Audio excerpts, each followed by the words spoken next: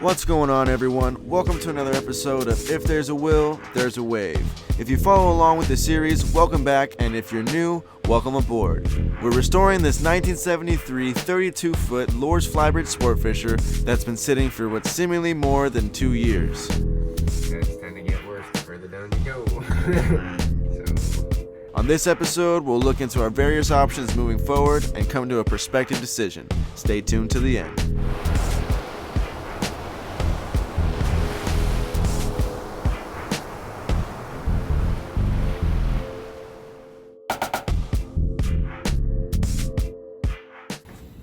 Alright, so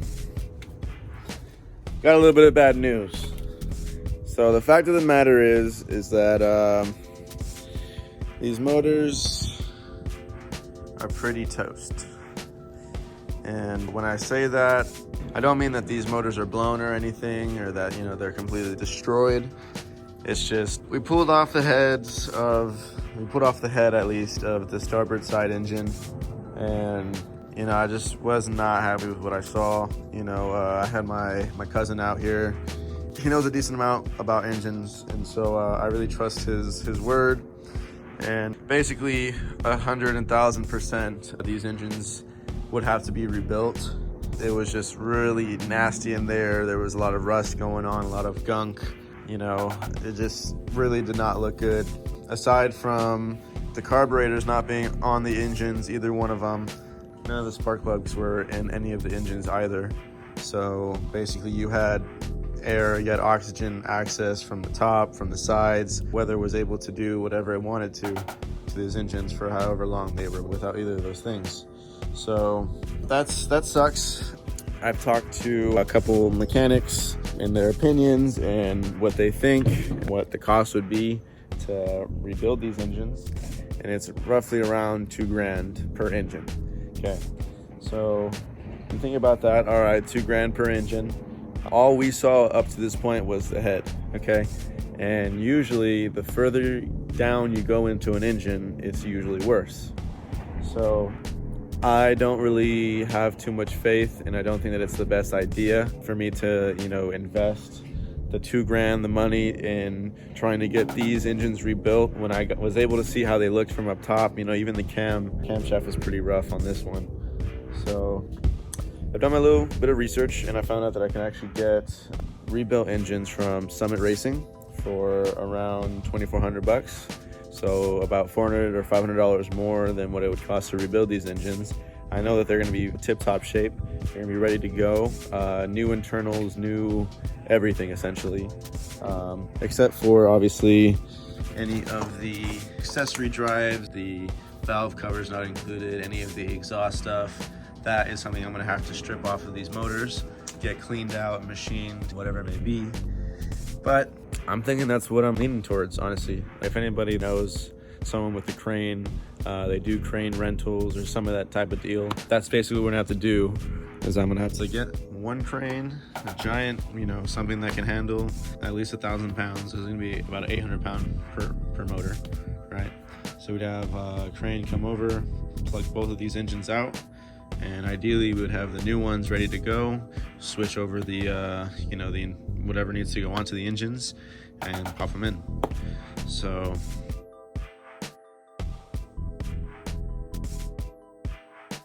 it's definitely not an expense that I was anticipating or planning on doing before I went into the water. But the fact is, if I'm trying to make this as reliable of a boat as possible and trying to save as much as I can, obviously it's already out of the water now, and this is a task that you have to do with it out of the water. So it makes sense for me to try to just get all this stuff done in one swoop. So that's something for you guys to stay tuned for. It's a definite future episode. I have to save, I have to work, I have to do whatever I can. It's tough obviously during this time, but I'm still trying to meet my goal. 6 months, I want to be out on the water come June 2021. And yeah, take a look, guys. Can you imagine having brand new engines right here, nicely, freshly painted? Pop this open. Damn. I mean, that would just be one less thing for me to worry about, and I could just know for sure. There's a warranty included with the motors if I go with Summit Racing. So I'm gonna go ahead and show you the engine that we're looking at getting. And you're gonna find it on Summit Racing. This is not a sponsored video. However, Summit, if you are interested in getting behind this build, please let us know. Moving forward, this is what we're gonna find when you search Chrysler 318 Marine, which is what we had searched earlier. You're gonna go ahead and find a list of parts, basically anything that has to do with that Chrysler 318. This is where you're gonna find it. And when we click here on Crate Engines, it's gonna show up these pretty things. Basically, these are the same engines, same type of engine. One is just the standard rotation and the second is the reverse rotation. And beautifully, they did not change the price between these two things. I was checking around in some other websites, and some places they actually bump up the cost for a reverse rotation engine. Hats off to these guys for, you know, keeping that cost level between the two. So let's go ahead and take a look at one of these. So this is the standard rotation one. You can see these are rebuilt engines, right? These are long blocks. Long blocks are basically engines that are mostly put together, but it does not include some of the, you know, final pieces like the oil pan, valve covers, intake manifold, things like that. So the beauty of this is that it is essentially the same cost that I would have to have paid to have a mechanic do the work, do the rebuild, and, you know, just a little bit more. But the beauty is that this comes with a warranty. Let's dive in a little bit with this. The ATK Marine engine offers premium quality rebuilt long blocks specifically for boating applications. These engines are designed to deliver maximum performance and long-term durability for your boat. Order the model recommended for your marine application. Yeah, so definitely you're gonna wanna make sure that you're buying the right engine. Let's see. And here, as we scroll down, we actually find a list of all the things that it does not come with.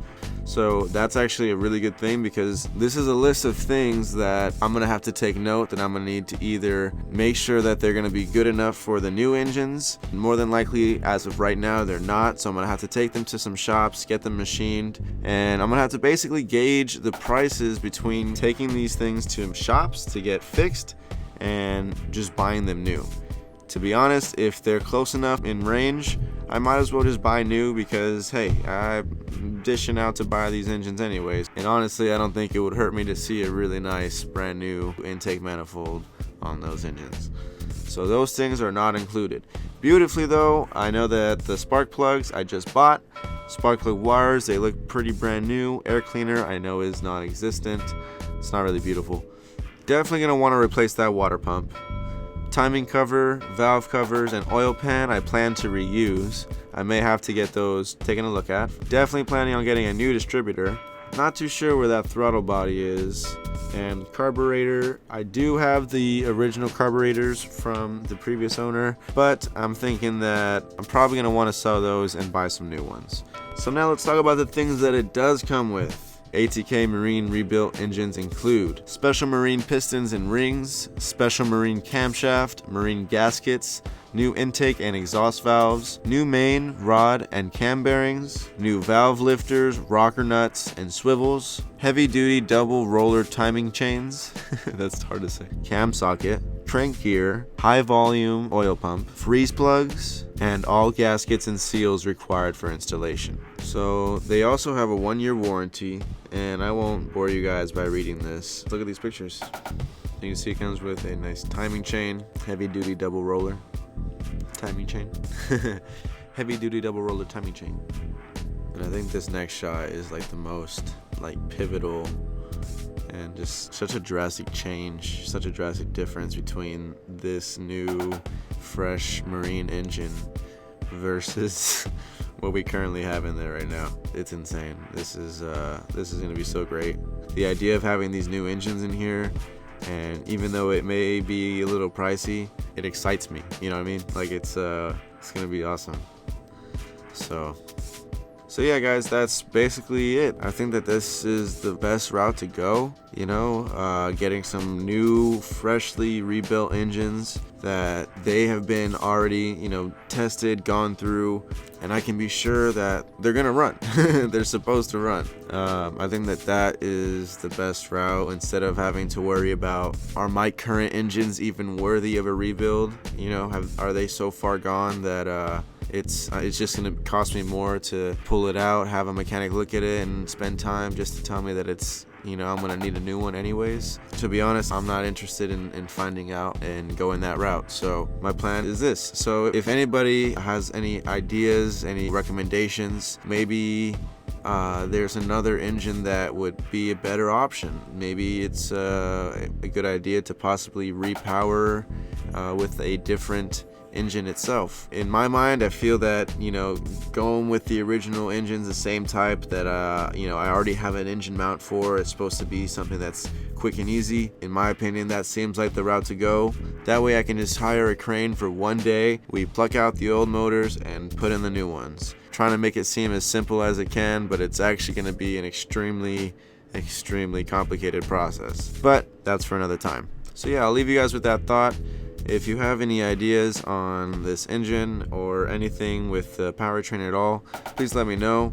I'll actually go ahead and add right here the type of transmission that we're working with, just so that you can have further information. If you like this episode, go ahead and hit that like button for me, and consider subscribing to the channel if you haven't already. We upload new episodes every week. Thanks for watching, and see you guys next week.